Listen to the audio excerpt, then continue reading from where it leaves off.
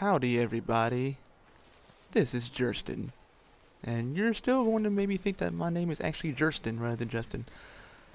Anyway, so the message that I feel the Lord is saying today is still going on about understanding.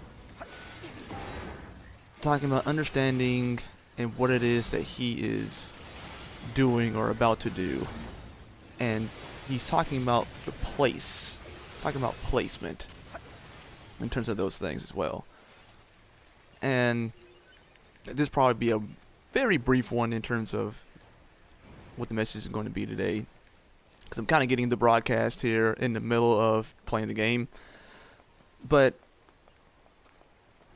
you really have to trust that, almost as what Jesus is saying at the end of this whole roller coaster ride we call reality, or this reality. You have to really kind of trust that when He said, I'm going to come back for you and I'm making a place for you, that He is actually going to come and deliver you to that place. And I think a lot of times what happens is that we don't want to understand what it is that God's doing and what He may be removing from us in order to make a place for us. So for example, you can have a very, very nice house. You can have a fantastic house. But if it's filled with clutter, filled with garbage, filled with a lot of things, that place becomes inhabitable. You really can't go there anymore. Another example of that will probably be in real life, something that you might see the show Hoarders or whatever. See a lot of stuff in someone's house, and they usually have really nice homes. But unfortunately, they simply don't take care of that home. And they're thinking that these materials or whatever, is going to be exactly what it is that they need. And that is not what they need. It is a feeling of what they need. They trust in their own understanding about what they need. But what they actually need is something that, if they would remove all the clutter from their lives, they would actually be able to receive it and see fully what it is that they actually need. But they have too many things in their lives to distract them from what it is that they actually need. Many of those people actually needed reconciliation with their parents. They needed reconciliation with a loss of a son or a loved one or something along the lines of that. They didn't need the stuff. The stuff was just there to fulfill the emotional loss of that particular event that happened in their lives. So they don't need the stuff, but you couldn't tell them that, because they didn't want to understand anything differently other than the fact that this feels good to me, I like this, leave me alone, you're taking something valuable from me. So when God's removing things from us, we have got to begin to seek His understanding about why is He removing that from us. It may seem painful. It's just almost like withdrawal pains. Withdrawal pains, from what I understand, are absolutely wretched, and it's a slight taste of hell on earth. But what you gain from that, you gain life itself from that. So that you don't want to be addicted to all of the stuff that is keeping you in bondage. So when God talks about making a place for you, and that He's even planning to do that in terms of, oh dear, He's planning to do that even when He comes back. I mean, He's saying that, I'm going to go ahead and leave and prepare a place for you, and that I'm going to come back and get you.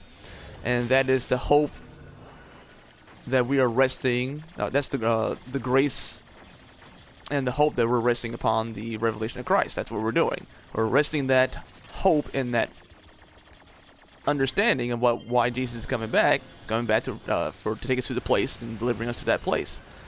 Now, sometimes, actually a lot of times, God can be taking us to a different place, and we have to allow Him to do that. And I say allowance in terms of we have agency.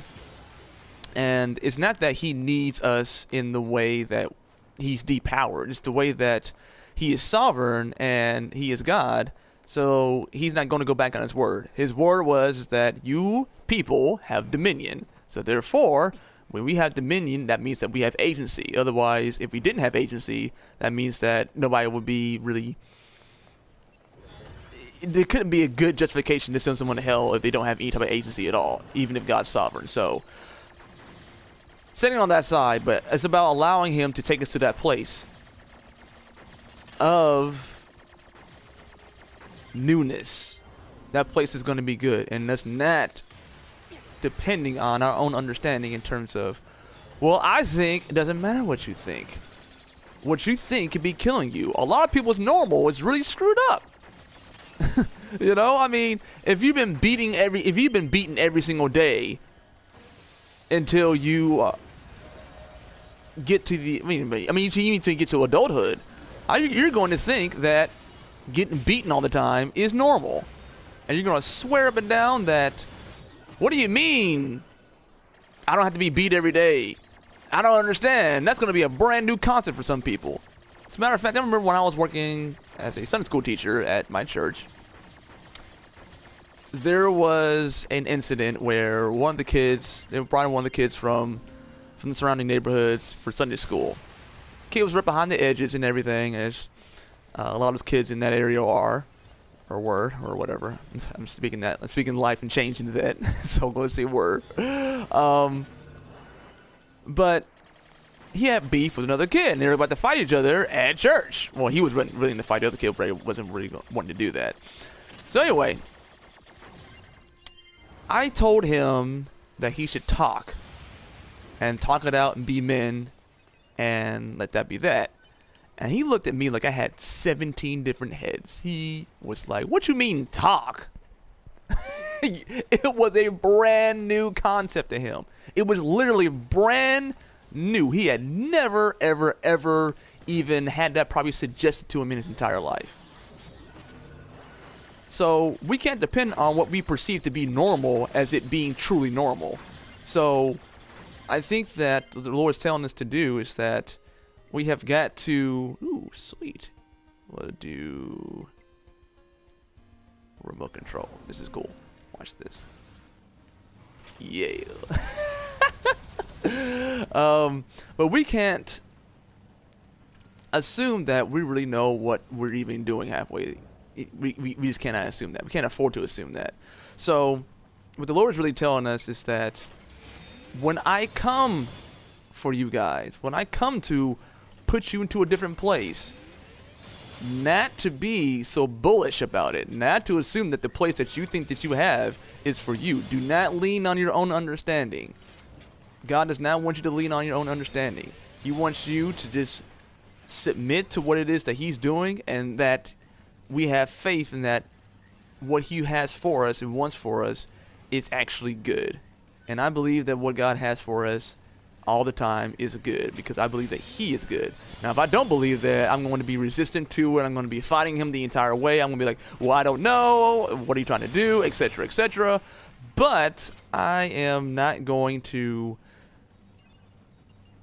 say that I believe that God is good and then be that scared that He's going to do something that is out of the norm for me.